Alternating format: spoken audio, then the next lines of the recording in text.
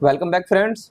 आज हम बात करेंगे नया वाला आधार फॉर्म जो आया है, अपडेट फॉर्म वो चेंज हो गया है। आप उसे कैसे फिल कर सकते हैं और क्या क्या उसमें चेंजेस हुए हैं उसके बारे में जानेंगे और कैसे कैसे वो फिल करना है ये भी जानेंगे। तो चलिए चलते हैं कंप्यूटर स्क्रीन पर। सबसे पहले आपको अपने कंप्यूटर की स्क्रीन पर आ जाना है और आपको कोई भी एक वेब ब्राउजर ओपन कर लेना है। वेब ब्राउजर ओपन करने के बाद आपको आधार का जो पुराना वाला पोर्टल है उस पर चले जाना है। जैसे उस पर जाएंगे तो यहाँ पर मिलेगा आपको, यहाँ पर आने के बाद मिलेगा इनरोलमेंट अपडेट फॉर्म। इस पर क्लिक करने के बाद आपके सामने ये पेज खुल करके आ जाएगा और यहाँ से आप फॉर्म देख सकते हैं। मैं आपको बता दूं, मैंने एक फॉर्म निकाल के रखा है यहाँ पर। ये है 5 से 18 वालों के लिए है और ये है 18 वालों के लिए है। तो मैं इसे थोड़ा सा जूम कर लेता हूँ। मैं हाथ से फिल करके बता दूंगा, पर उसमें इतनी अच्छी क्वालिटी नहीं आती है। आप इसे एक बार इसे समझ लेंगे तो हाथ से फिल करके भी मैं आपको बता दूंगा। अगर आपकी कोई क्वेरी रहती है तो आप मुझे कमेंट कर सकते हैं। सबसे पहले ऊपर दिया है form number 1, Aadhaar enrolment and update form. पूरा समझेंगे तभी समझ में आएगा, स्किप कर देंगे तो आपको कुछ समझ में नहीं आएगा। बहुत सारे चेंजेस इसमें किए गए हैं। तो पहले लिखा है ए रेसिडेंट इंडिया के लिए और बी नॉन रेसिडेंट बाहर वालों के लिए है, और ये 18 ईयर्स से ऊपर वालों के लिए है।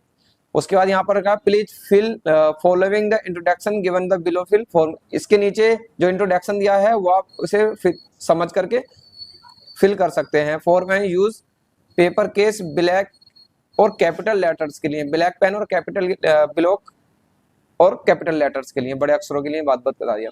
सबसे पहले नंबर पर लिखा है प्रपोज। इस पे लिखा है इनरोलमेंट कर रहे हैं या आप अपडेट कर रहे हैं। अगर आप इनरोलमेंट कर रहे हैं तो इनरोलमेंट पर क्लिक करेंगे। अगर आप अपडेट कर रहे हैं तो अपडेट पर क्लिक करेंगे। उसके बाद लिखा है रेसिडेंट स्टेटस, क्या भारतीय निवासी है या नॉन भारतीय निवासी है, तो आप यहाँ पर टिक कर देंगे रेसिडेंट पर। और उसके बाद है 3 नंबर पे डेमोग्राफिक इंफॉर्मेशन। इसमें कह रहा है for update please fill only information in update. जो चीज आप अपडेट कर रहे हैं केवल आपको वही फिल करना है।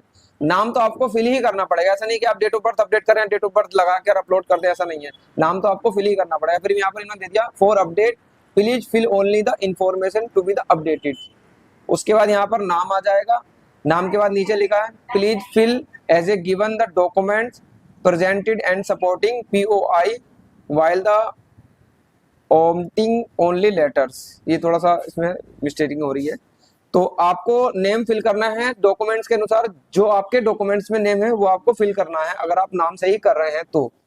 और उसके बाद अगर आप मोबाइल नंबर या ईमेल आईडी या एड्रेस अपडेट कर रहे हैं तो जो आधार में नाम है वही आपको फिल करना है। उसके बाद जेंडर अपडेट कर रहे हैं, जेंडर पर टिक करेंगे, मेल फीमेल, और यहाँ पर आ गया थर्ड जेंडर, ये सब आ गया है। उसके बाद यहाँ पर अगर डेट ऑफ बर्थ फिल कर रहे हैं तो डेट ऑफ बर्थ लिखेंगे।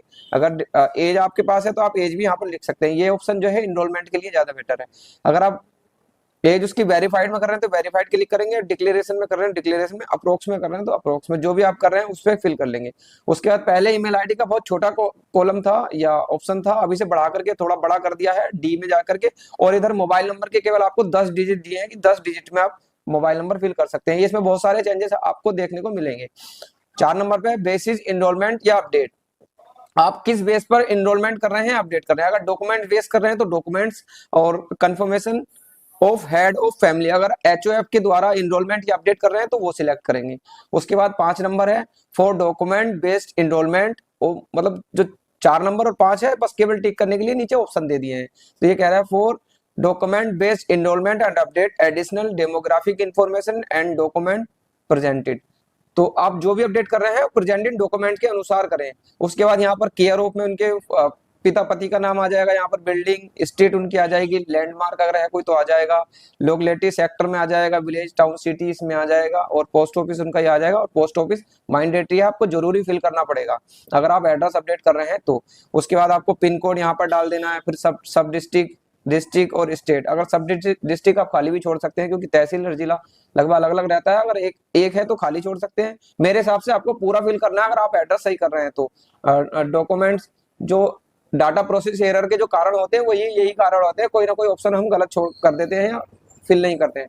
उसके बाद बी आ गया, यहाँ पर वो ए था ये बी आ गया। आप किस टाइप ऑफ डॉक्यूमेंट प्रेजेंटेड, आप किस डॉक्यूमेंट्स के अनुसार अपडेट कर रहे हैं। List of acceptable supporting document, तो जो यूआईडी आएगी जो डॉक्यूमेंट लिस्ट है उससे सपोर्टिंग या उसके लिस्ट के अनुसार आप अपडेट करके यहाँ पर उसका डिटेल फिल करेंगे या उससे अटैचमेंट करेंगे। उसके बाद आप क्या कर रहे हैं, अगर आप आइडेंटिटी सही कर रहे हैं आईडी अगर है तो आप आईडी का नाम यहाँ पर लिखेंगे। प्रूफ ऑफ एड्रेस में अगर आप सही कर रहे हैं तो उस आईडी का नाम पहले यहाँ लिखेंगे। पहले ये सबसे नीचे देखने को मिलता था, अब ये ऊपर आ गया। अगर डेट ऑफ बर्थ सही कर रहे हैं तो डेट ऑफ बर्थ किस डॉक्यूमेंट से सही कर रहे हैं आप यहाँ पर लिखेंगे। उसके बाद आपको 6 नंबर यहाँ पर देखने को मिलेगा, फॉर अपडेट बेस इनरोलमेंट और update ad additional information and document presented.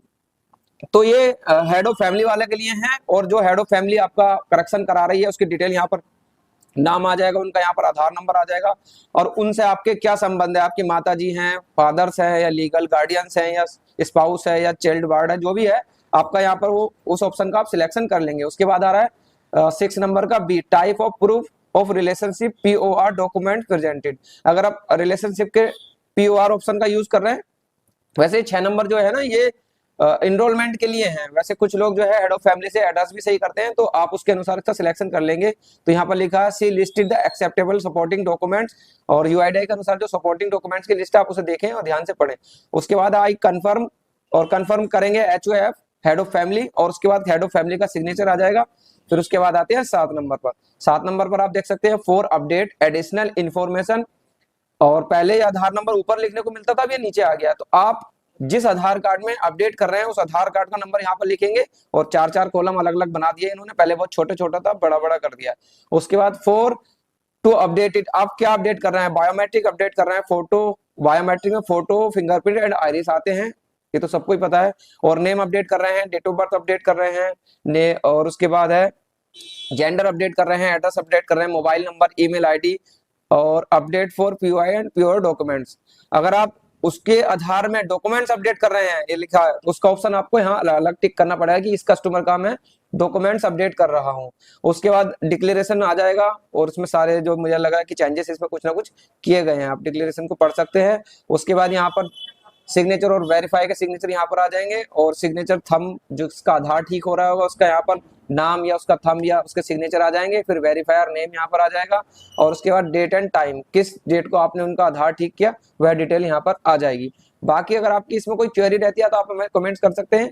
मैं जल्दी ही नेक्स्ट वीडियो, मतलब 15 से और 5 से 18 वर्ष वालों का फॉर्म मैं आपको जल्दी ही दूंगा, हो सकता है कि मैं आज ही दे दूं, और ये वीडियो मैं आज ही अपलोड करने वाला हूं। बाकी नीचे डिक्लेरेशन के बारे में दिया है, आप कैसे कैसे जाकर के क्या कर सकते हैं। अगर आपका इसमें कोई डाउट रहता है तो चैनल पर कमेंट्स करें, वीडियो अच्छी लगी तो वीडियो को लाइक करें, और चैनल का लिंक और वीडियो का लिंक अपने मित्रों के साथ जरूर शेयर करें। मिलते हैं किसी नेक्स्ट वीडियो के लिए, तब तक के लिए जय हिंद।